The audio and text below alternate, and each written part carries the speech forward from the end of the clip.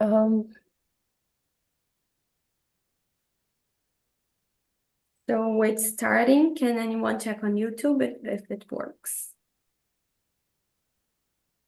You paste the link. Okay, let me check as well.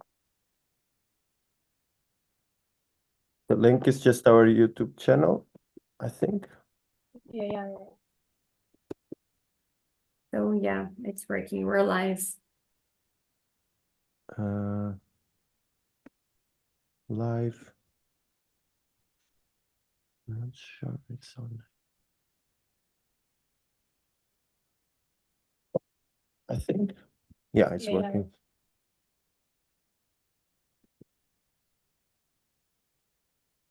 That's working. Yeah, we're on YouTube.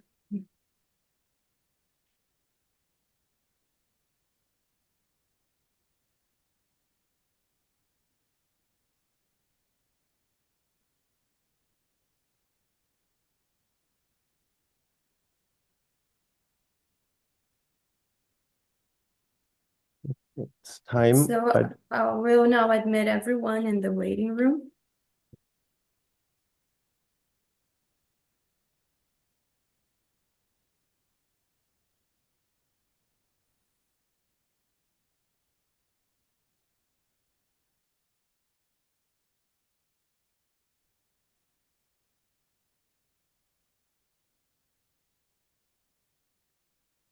Hello, everyone.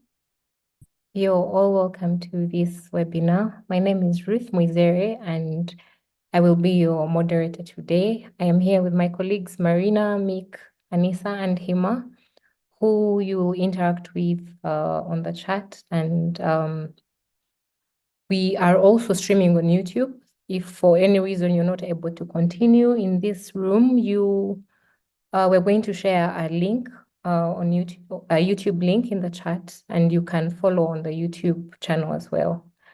Feel free to use either of the chats, Zoom or YouTube, to let us know where you're coming from, to introduce yourself, but to also ask any questions or share comments that you may have. And we will be sharing these with our speakers during the webinar. I will call upon Mick to share our This is Restore video.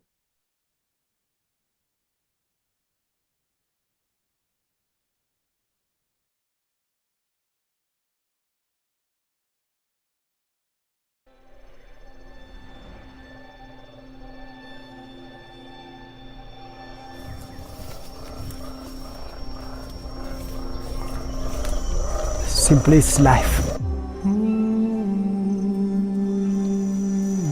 Without forest, without trees, no life will continue. So for me, it's life.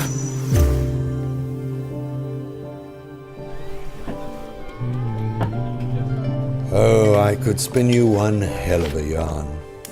I could tell you about how waters once teemed with life and grasses rustled, parting for the bodies of big beasts and the nudge of small ones, and how we now often find ourselves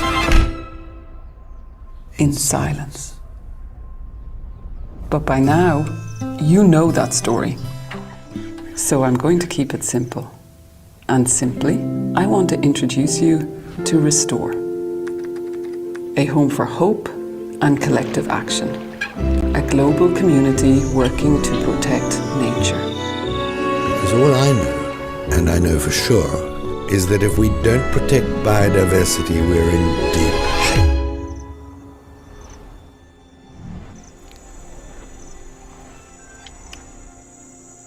Coffee is one of the most industrialized, cultivated crops, and for me it's important to show that there is another way.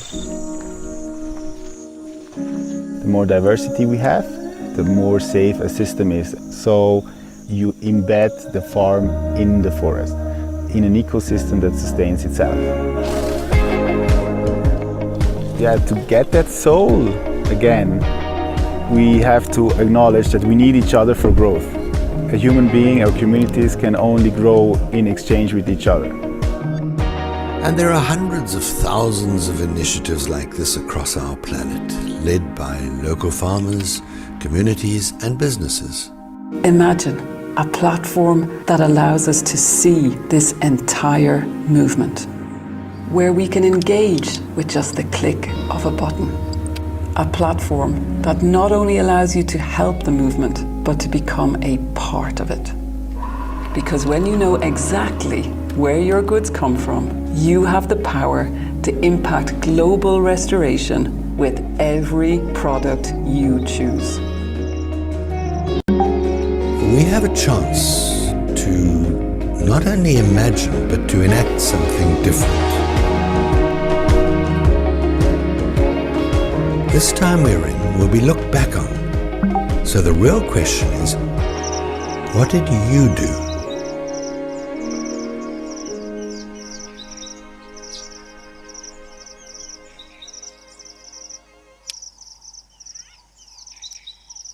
A warm welcome once again to everyone. For those that are just joining, please feel free to introduce yourself in the chat, tell us where you're coming from, and thank you for joining today's webinar on the vital role of traditional and indigenous knowledge in restoration.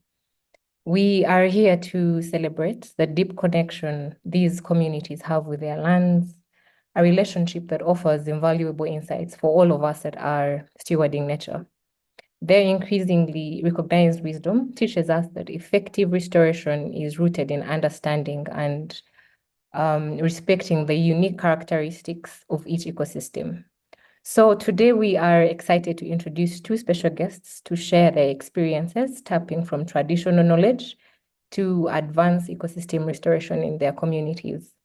And first, we shall hear from Santiago Duque, a creative director, a producer, a filmmaker, and an ecology researcher from Colombia that is working on environmental, social, and cultural topics. Santi has won Linktree's Passion Fund a couple of years ago, and this helped him to create cultural projects and food forests and growing trees that tell the stories of native people, preserving nature and ancient wisdom. And we will also have later Adrian from Masabit, Kenya. And Adrian is a co-founder and the CEO of NaPO, Nature and People as One, a grassroots organization working with the Rendile and Samburu communities to promote inclusive conservation and landscape restoration. Adrian's efforts have earned him several awards, such as the 2022 Dryland Restoration Steward of the GLF Global Landscape Forum, AWF Charles R. Wall Policy Fellow, and One Young World Ambassador. He's also an IECU changemaker. He's currently advancing his studies in climate change adaptation at the University of Nairobi. So before we start this conversation, we'd like to learn a bit about you through a few quick polls, and your answers will make our time together as meaningful as possible. I will call upon Marina to take us through the session of polls.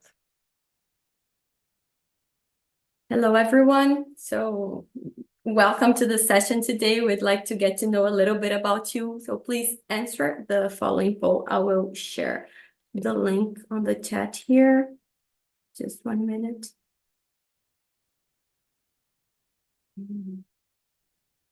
Yeah, please, the link is on the chat. And the first question is, what is your main role in the restoration and conservation community?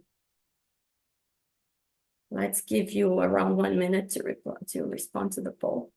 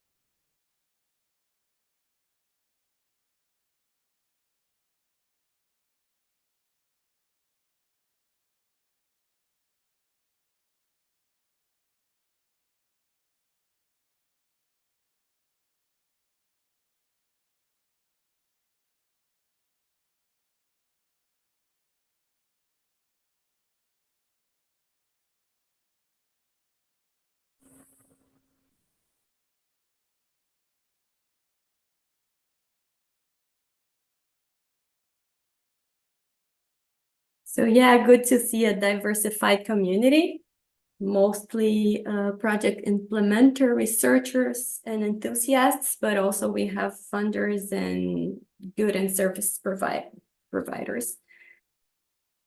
Let's go to the next one then.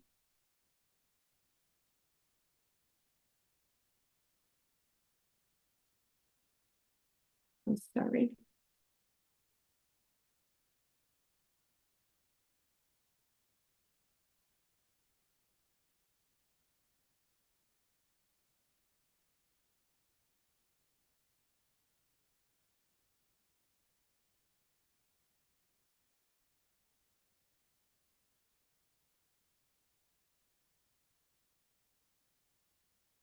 I'm sorry, there was a problem with the slide.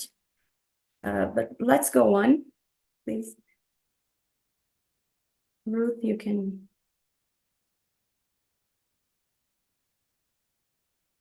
All right. As Marina gets the polls to work well,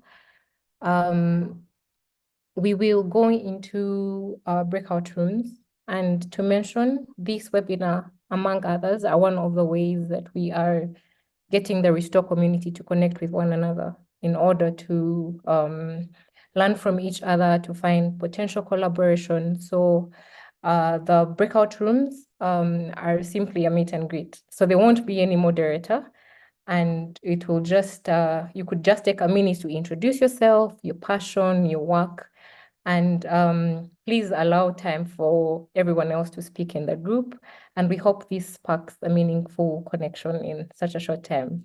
So we are going to go out to breakout rooms, and we'll see you back in the main room in a few minutes.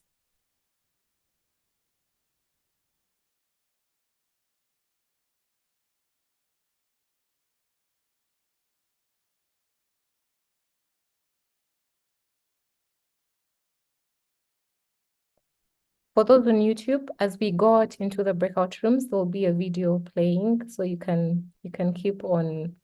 There will be something in the room to keep you engaged as well.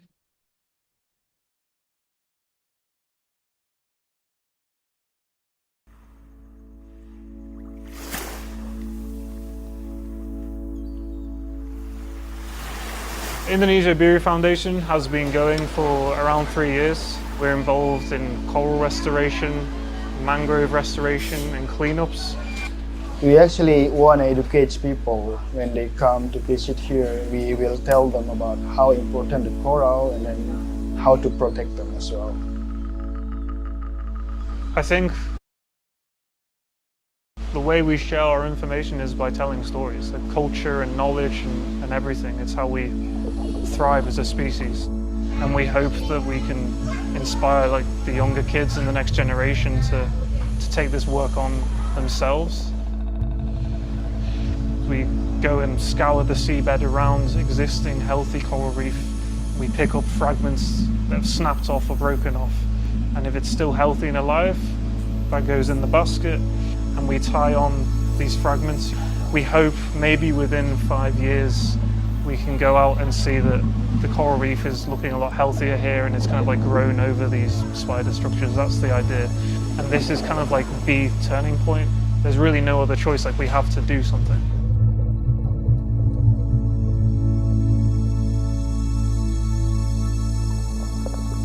Once you start to link the coral reefs and the ocean to the economy and people's livelihoods, and you know all the tourism that comes here, all the jobs that it generate, and food. I will try to help the people that live in the area close with the beach. I will try to teach them how important the conservation for us, because education is something that we cannot stop. That's all.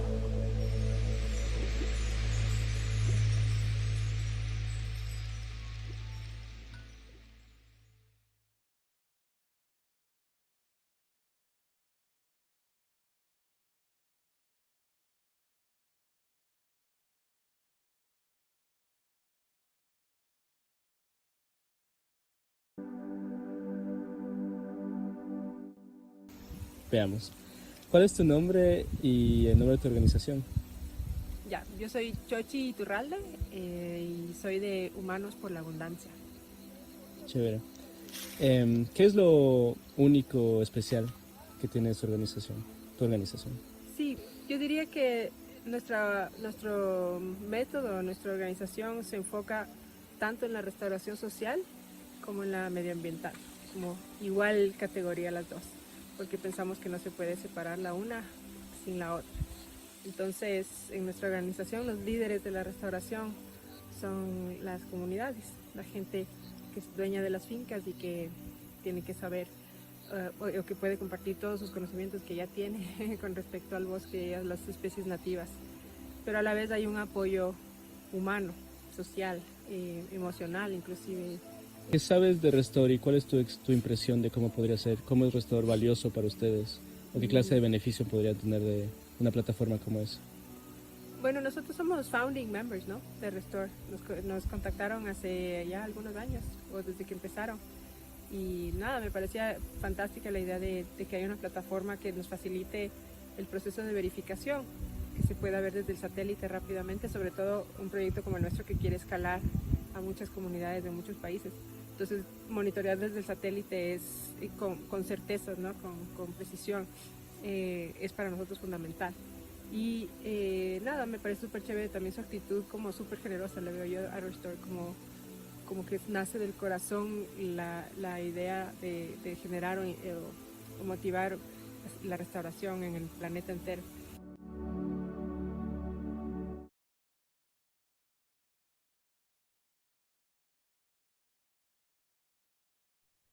So 15 more seconds and the breakout rooms will be closing, Ruth. All right.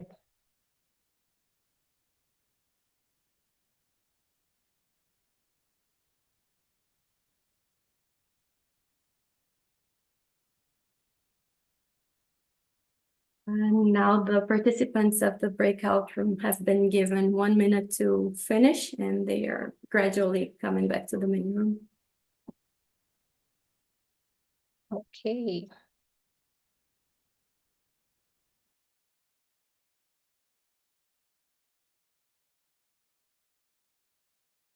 As we wait for the participants to come in, for those that have not yet introduced yourself in the chat, please introduce yourself. We are here to connect, and it would be good to see where you're all coming from.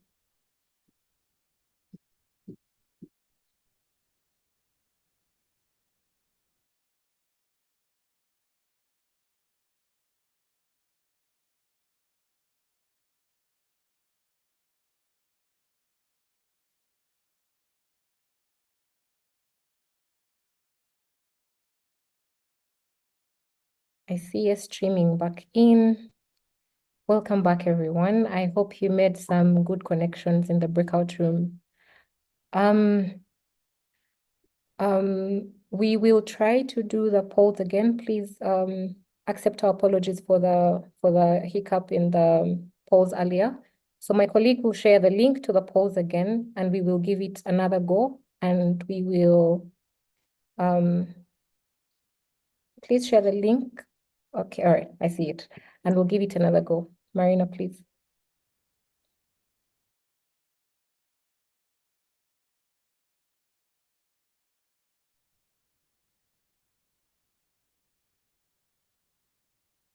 Do you work with nature initiatives involving Indigenous people and local communities?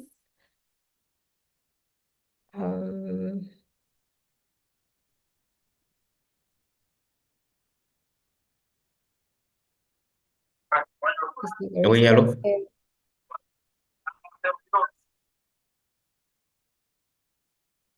Keep them coming.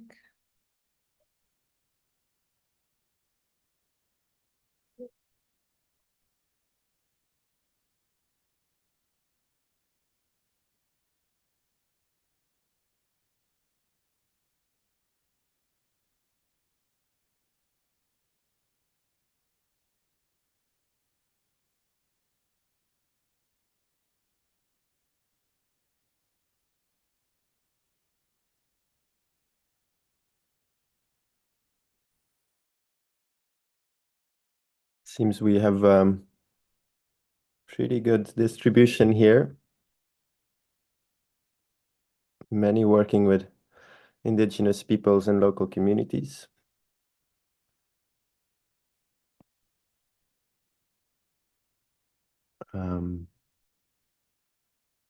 Great. I think we'll proceed with the next question, Ruth. Is that okay? Next question, yeah.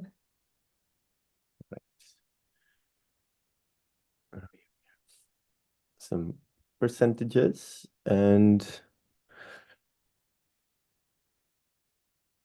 we would like to hear what you think ahead of this conversation is the main contribution of indigenous peoples and local communities to the well-being and the health of our planet home.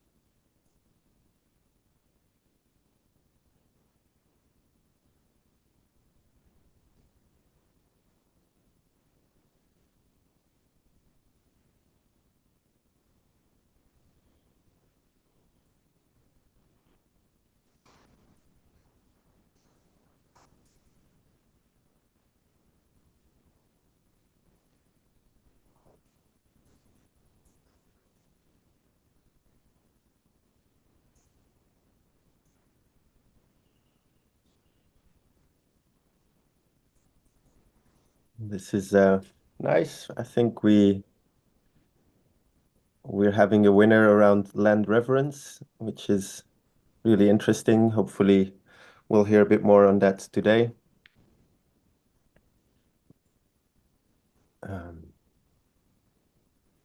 Great. I think maybe for the sake of time, Ruth will wrap the poll here. See what happens. We have some percentages, and I'll hand it over back to you. Thank you, Mick. Thank you so much for taking us through the poll. Let's now transition to our conversation with today's guests who are already in the room on the role of indigenous peoples and local communities for nature stewardship. We will start off with Santi from Jaguar Siembra, which is a community regenerative agriculture initiative for and by indigenous people in Colombia. Together, you grow specialty coffee, ceremonial cacao, and whole forest foods. Santi, would you tell us a bit more about how you manage these food forests and how do these benefit the Colombian indigenous people? Yeah, hello everyone. Thank you very much for being today here. It's awesome to see so many people gathering from different places of the world to have a moment to talk about all this ancestral memory that is super important for us and the regeneration and restoration that we are working on. So my name is Santiago. I'm from Bogota, Colombia, the capital of Colombia. And I work in a special mountain that is called the Sierra Nevada de Santa Marta. It's the most biggest coastal mountain by the sea in the world. And there is a special kind of microsystem of the planet because it's called the heart of the world. There is 4 indigenous communities there that have lived there thousands of years in harmony with nature, and they'll call themselves the elder brothers. They call ourselves the younger brothers, and they are the ones that are in charge to maintain the balance between nature and humanity. They have really special processes and technologies that are ancient technologies that we are rediscovering right now.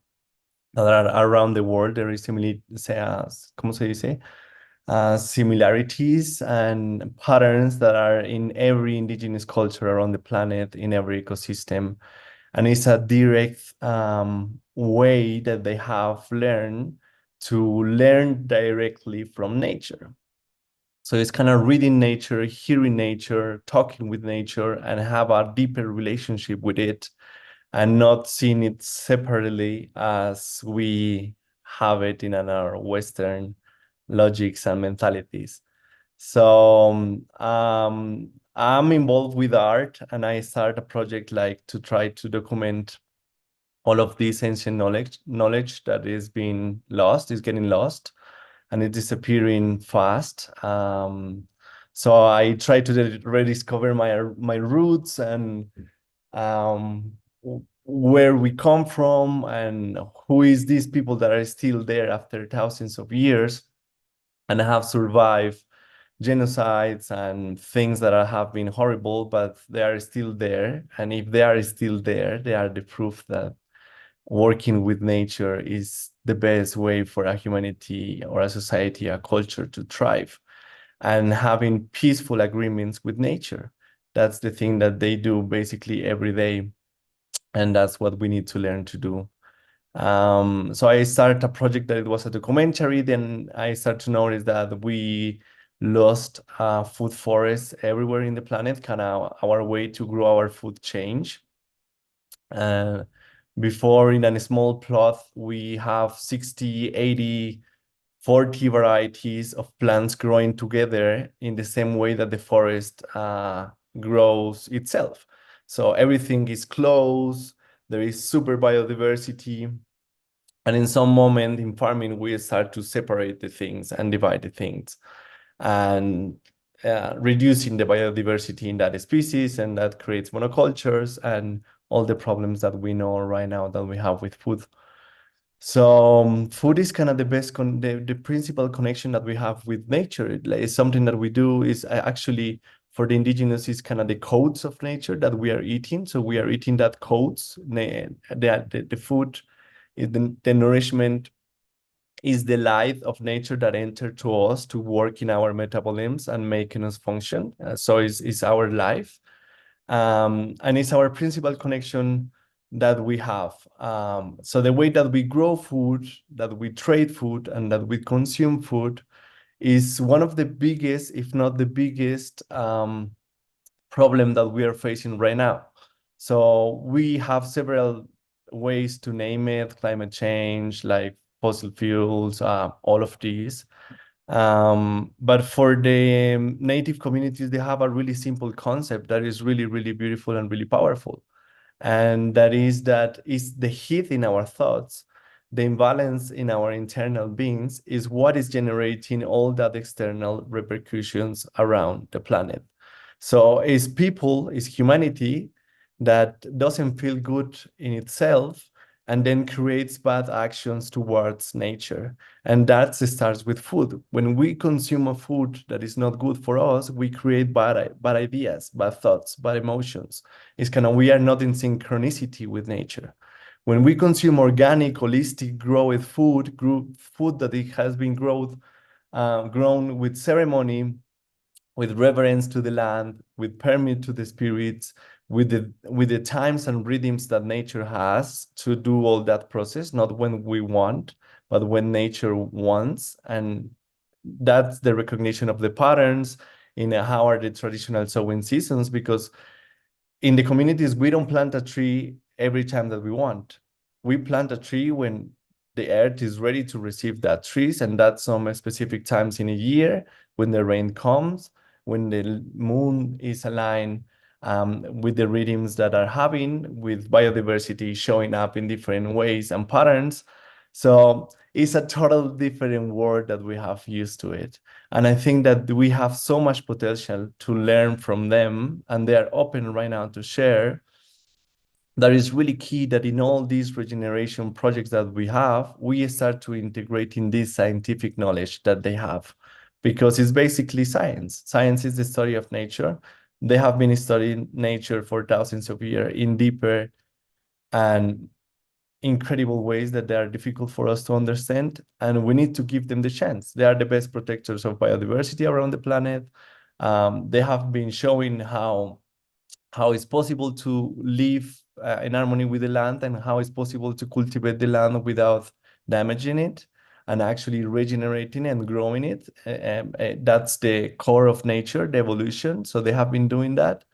And it's time for us just to learn and hear and have these spaces to really validate that knowledge and talk with them and create these relationships. I think like this is our role. I see that we need to unite different points of the planet and different perspectives, because the solution it comes not just only from indigenous knowledge, that is actually ancestral memory that is in every territory that we have.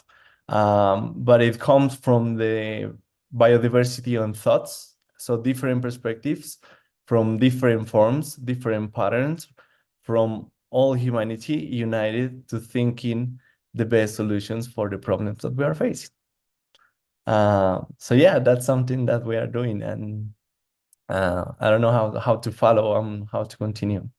If you want to interact and have questions of how we do it.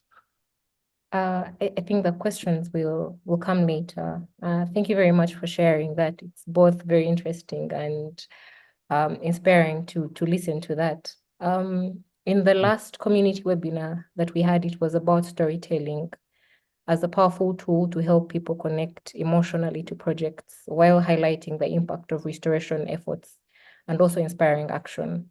And from your website, we understand you combine the power of arts, storytelling, and from what you've told us, we clearly see this is a very beautiful story to tell as well. And we want to see how exactly you are documenting, and sharing these stories of ancestral wisdom with the world, and how is this contributing to the mission of Jaguar Siembra? Yeah, like I think like art is one of the most powerful ways that we have to connect without words, and just it's a transfer of energy in different forms. So the people just see it, and then you see a community that you have never seen before, a landscape that you have never seen before, and it's something that it gets imprinted in you. So I think like we should use the most amount of different mediums to share all of that, not only through the word, but in different ways. And that was one of the things that the communities were doing here. Gold, for example, was the material that the indigenous communities used it to make art, and it was an offering that they give it back to the earth.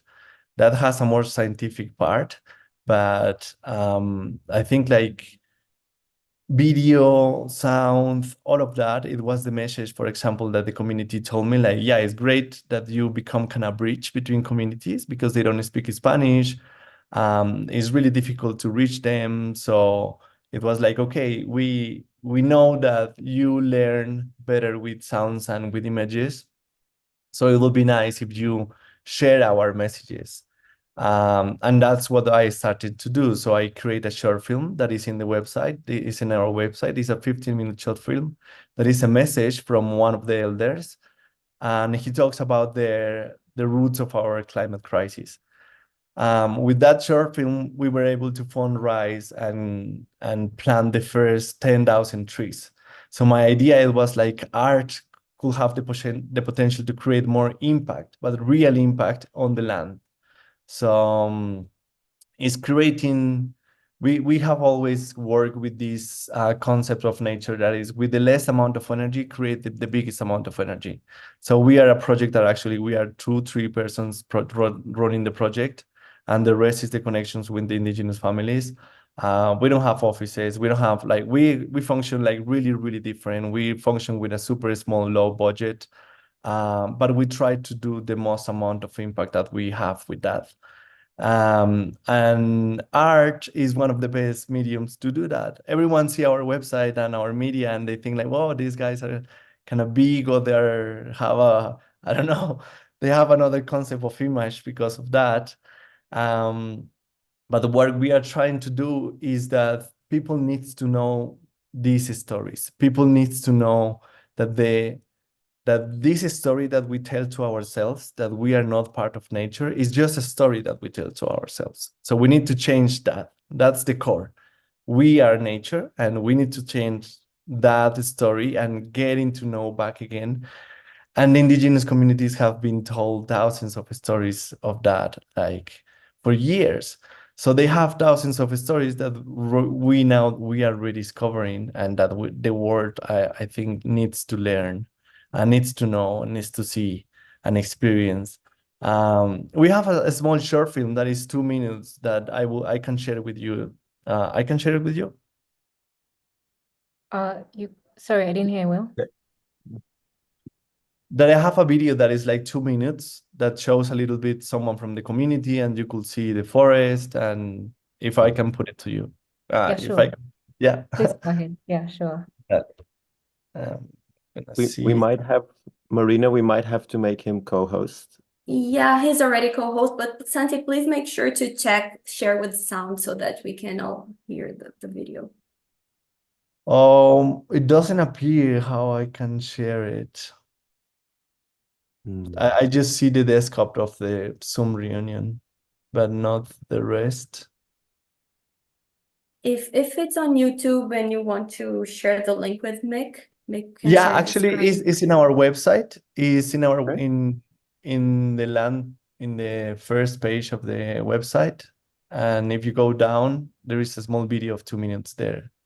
If you can share that, will be great. That's one that a friend made. So in the beginning, I was making all the documentation, and right now I'm working more with friends to tell all of these stories. It's in the first in the first web. I think in the home. Yeah. That one. More down. This one? Yeah.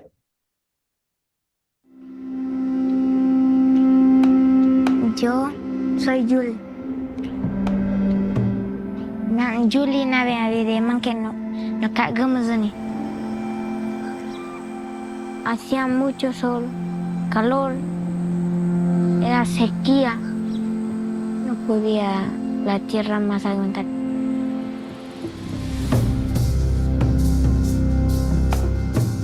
Decidí sembrar árboles para cuidar como una guardiana el derecho de sembrar un árbol.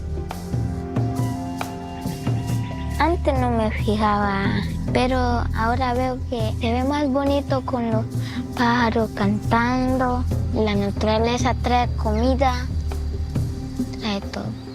Me siento bien sana, siento como una persona, un árbol. Hay que sembrar, si uno corta, siembra dos, como dice mi padre. Debemos seguir sembrando, seguir adelante con la madre tierra. La tierra es una mujer. La mujer tiene, como digo, tiene la sabiduría para plantar un árbol para que crezca. Es como dar una vida a un hijo, una hija. Un árbol, cuando uno planta, es sembrar una vida. Uno solo no puede sembrar 1000, ¿no? Sí haría, pero lento. Para que crezca al mismo tiempo hay que sembrar con todo, con una familia.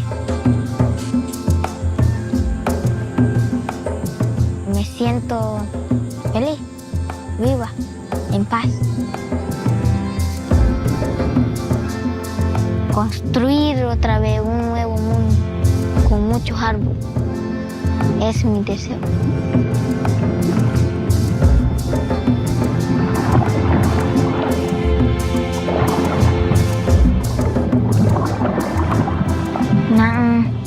Na zaku z guama niga na nangone chuja na zaku na nangone.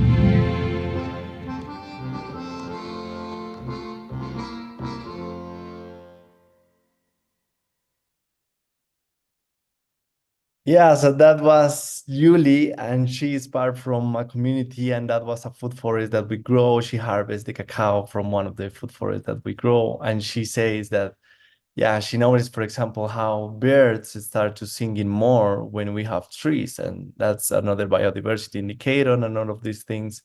And it was nice because she wanted to tell the story from herself, and that's something that we are working on. We are working with Indigenous Film Collective. We are working with several kind of partners in that, because the idea is that how we share these stories to the world, what we share, what is not possible to share yet. But yeah, there is so many intersections in that there is a topic that is really interesting. Thank you very much, Santi. Thank you for sharing. And for those with questions, this is a reminder to please add them to the chat, and we shall come back to a Q&A, a question session where Santi will respond to your questions. And now we shall move on to Leitoro. Leitoro, your story in the Rendile and Samburu communities, to which you are deeply connected, is also incredibly beautiful. And the way you embrace local traditions to enhance the conservation and restoration of drylands is truly impressive and unique. So what makes it so powerful is that the knowledge and insights involved are not imposed from an external source, and are instead, these approaches are adopted organically and evolved from the community itself. So Leitor, if you could please share about the community practice to select the trees for protection, and say something about the role of the elder chiefs to maintain this tradition over generations. Thank you so much, Ruth. So I'm going to start with, so I'm the co-founder of Nature and People as One, NaPO.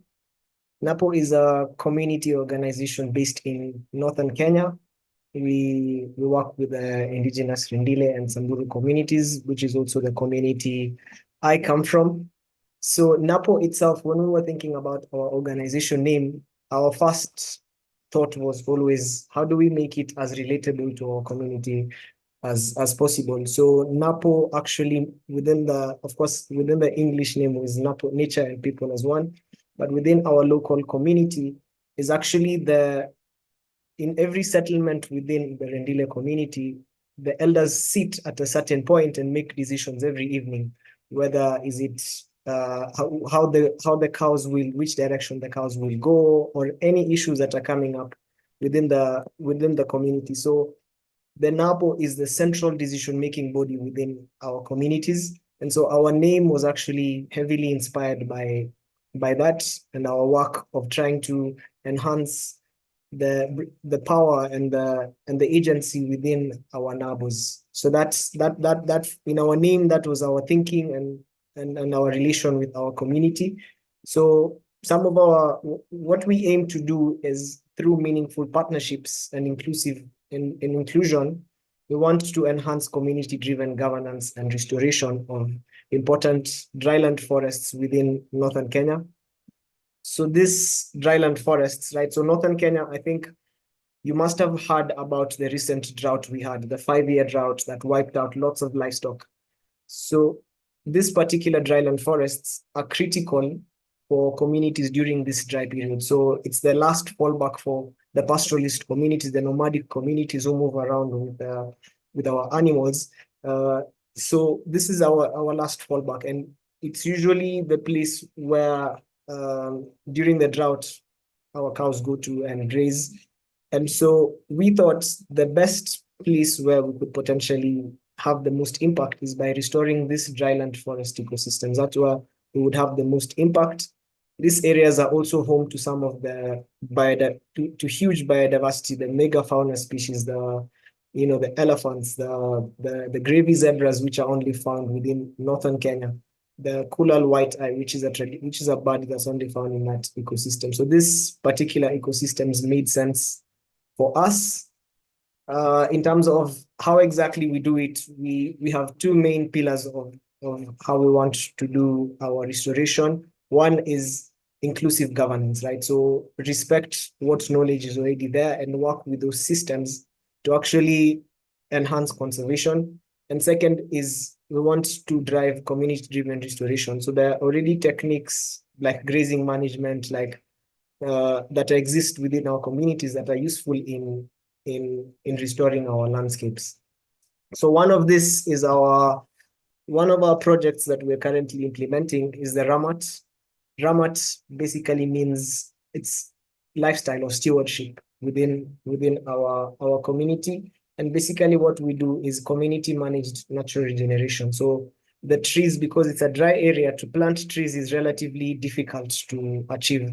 So what we do is the trees that are already within the landscape and have already grown, these are the trees that will have the highest survival rates. It's a dry area, so this particular trees, it's hard to water, right? So we don't get enough rainfall. So, and how we actually do this is we would paint, right? So the tree would be painted in red, and red would mean everybody knows it has been passed within the community, but others that any tree that is painted red is protected by the community. And so the elders, they enforce this, and anybody who cuts that tree, then they would actually impose fines, take golds, and basically it's a system that has always worked. So fines are a system that were always present within our communities, and so it's a system that we've kind of worked with in order to enhance that governance. The second bit is, since it's a community forest, of course, we also have our Mount Marsabit tree nursery. So the first thing when we set up our nursery is we did a study we did a project where we were mapping out which trees are the most important to our community. So either for medicinal purposes, for grazing, for traditional sacred events, or whatever the community finds value in.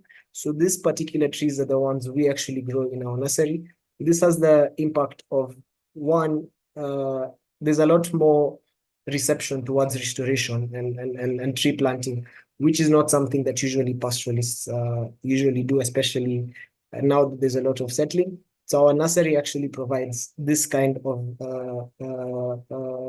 tree species. So the advantage of that is we didn't have to go into the books to check which native species are for here. We literally mapped out the native species in conversations with our community members. And the third initiative, which you can see on my background, is, I can try move this way, is the Harder Conservation Initiative. This is purely focused on biodiversity monitoring. So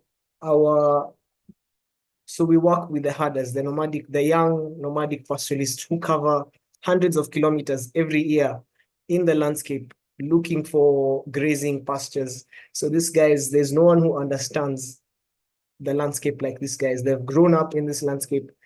The herders are absolutely knowledgeable about the landscape. So we work towards incorporating monitoring of biodiversity and outreach through our Harder Conservation Initiative. So what we're doing at the moment is related to elephant monitoring, wildlife species monitoring, but also grazing plans.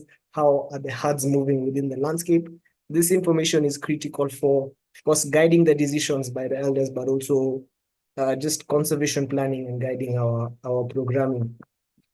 So I'll stop there and just in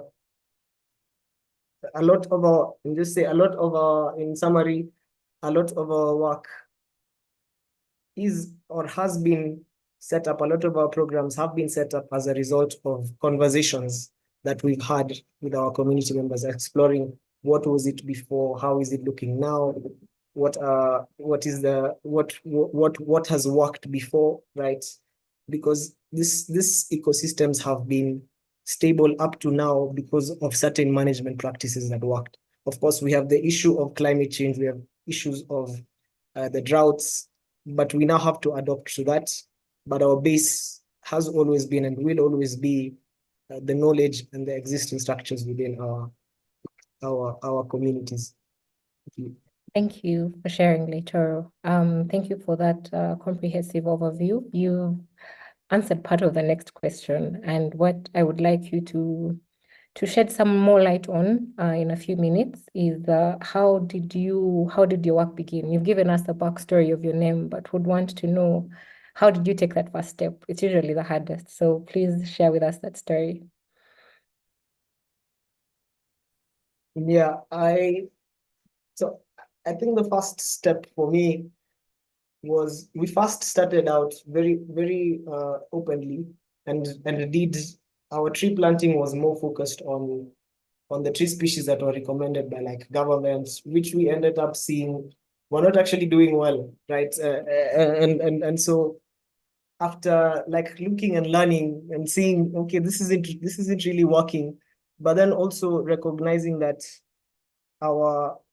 there's actually every conversation we had, every project we did, we always started with like do a community conversation, do a situational analysis, look at who's involved, what's working, and it was coming out really clearly that the most effective activities or plans were actually the ones that were community driven, and there was a lot of agency transferred to our communities. So that was kind of the starting point for it. It was a lot of lessons early on, and we quickly realized, okay, let's take the other approach, which is from the other side. That was quite interesting for us. Thank you very much. I will quickly hand to Mick to air out any questions that we have in the chat. And then later on, Santi can respond. Sure. I was going to suggest actually maybe opening the floor also if anybody wants to ask with their own voices. We have just one question for Andy. We also don't have a lot of time left, Ruth, so I think we can start with this one. It's for Santi. And Andy asks if you could touch on the leader concept of the mamos and pagamentos. Santi. Yeah, for sure. I think like that's the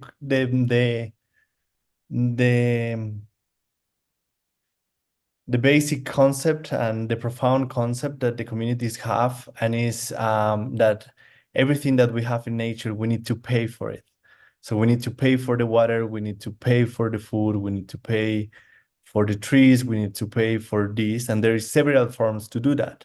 So it's a form of reciprocity. So every time that we do a project, even we pay spiritually for that, and they have methodologies to do this. And that's the way that the balance between nature and us is granted.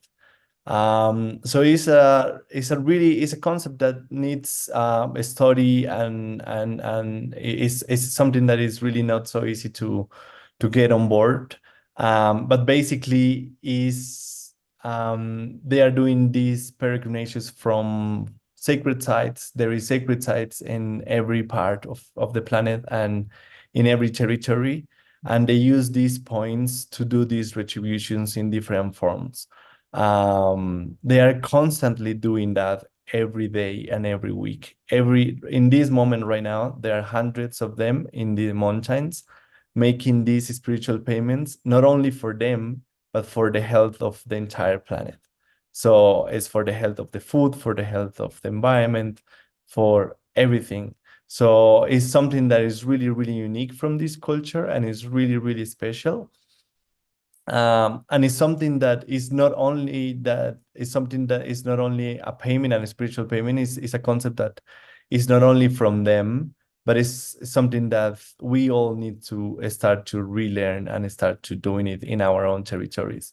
So in your territories, there is special places that the spirits needs that food. And that food is processes and methodologies that we could learn and we could apply to all the restoration and regeneration that we are carrying on. Thank you, Santi. And for any other questions or comments, please go to the chat and Mick will help in responding to them or forwarding them to the speakers. I would like to thank everyone again for your participation and contribution, and we could take another hour to dive deeper into each of these conversations. So for the sake of punctuality, I will try to wrap this up now and highlight it into two. Number one, the indigenous communities have a deep and intimate understanding of their ecosystems and how this has been developed over generations. And this knowledge is combined with a profound respect for nature, results in effective and sustainable nature stewardship. Indigenous communities not only help in healing our collective home, but also ensure that efforts are culturally appropriate. And in turn, Indigenous leadership promotes equity and social justice, recognizing the rights and contributions of these marginalized communities, like we've heard from Adrian and Santi. And that also storytelling can attract global attention to the unique challenges and successes of Indigenous-led restoration. And it can also help to build support, recognition, and respect for Indigenous rights, sovereignty, and their essential role in combating climate change and biodiversity loss. So I would like to give a very huge thanks to our speakers who have called in from Kenya and Colombia. Thank you, Santi and Leitoro. And thank you for sharing the outstanding work that you're doing. I would like to request you to stay for the last 5 minutes. For those that are not on Restore yet, we've prepared a very quick demo and a QR code to register for the next new user webinar. And in the 5 minutes, feel free to use the chat as the video is playing. Thank you, everyone.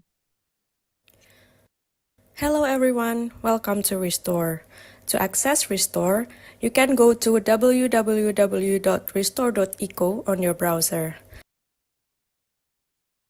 Signing up for an account will give you the best experience out of Restore. You can sign in using a Google account or any other email address you have. Once you are signed in, you can start exploring. This is our landing page. Restore is available in 7 languages, and you can change the language by clicking the 3 lines on the upper right-hand side. On the right side, you can see toggles for data layers, map settings, and other features which can help you explore the map. We are now exploring the sites, which can be the areas of restoration, conservation, and sustainable land use initiatives. I'll take you to one of my favorite restoration sites. This is a site profile of a mangrove restoration initiative in Indonesia. The site profile contains information about the initiative, such as the name, organization, photos of the sites and activities, and contact information that can be shared through various social media platforms. And you can also embed your site on Restore to your own website by copying this code.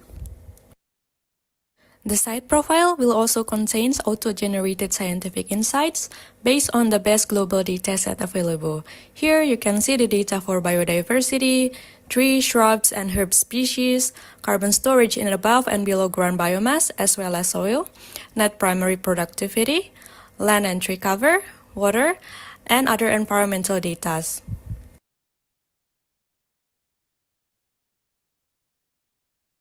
On the About tab, you can see a more detailed description about the initiative, including when the initiative has started, what goals they have, what kind of support they need, and also a button to get direction on Google Map.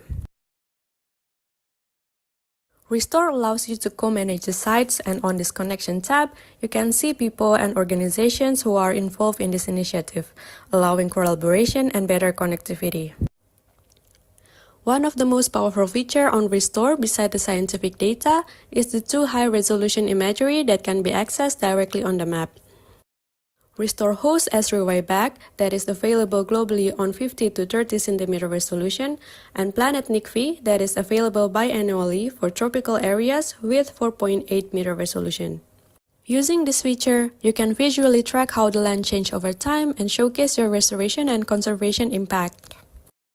Another exciting feature is you can visualize the data layers on the map and put it side by side with the graph to better understand about the impacts. Now I will show you how to add a site. Adding a site to Restore is quite straightforward. You can click Add to Map, New Site, and you have two options. You can upload your geo file using these formats, or directly draw the boundary of the map. Just like what I'm doing here, you can click to form the boundary of the map. When you are done, you can click Analyze Area to get the preview of the scientific insights, and then you can click Save as a Site. After that, you will be directed to a page to fill in information about your initiatives. At the end of this process, you can publish the site and access it anytime on the map. Besides sites, Restore can also host point of interest, which are point location of activities such as tree nurseries, botanical garden, offices, educational center, and many others. Restore also allows you to manage sites into collections, which are the theme folder of public sites, and you can add any public site to a collection on Restore. Besides organizing sites into collections, you can also link your sites, point of interest, and collections into an organization profile. By having an organization profile, you will be able to showcase your portfolio to get better visibility and connectivity. In the future, we are planning to release aggregated insights which allow organizations to measure impacts across their portfolio using the collection feature. Restore also wants to connect implementers on the ground to funding. You can access the funding opportunity page on Restore, find the suitable one according to your region and goals, and see more details on how to apply. Please look forward to our upcoming updates. You can check the latest update through our notification button. If you need any support, don't hesitate to access our support page or send us a message. Happy restoring!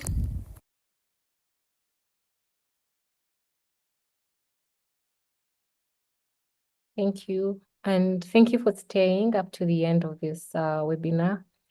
And thank you so much for your interactions in the chat.